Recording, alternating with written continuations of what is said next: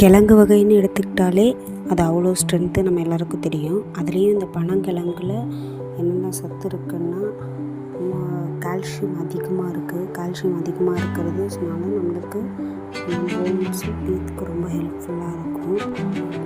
அதில் glycemic index அப்படின்றது ரொம்ப கம்மியாக இருக்கிறதுனால சுகர் பேஷண்ட்டுக்கு ரொம்ப ஹெல்ப்ஃபுல்லாக இருக்கும். ஸோ பனங்கிழங்கு சுகர் பேஷண்ட்டை நிறைய சாப்பிடலாம்.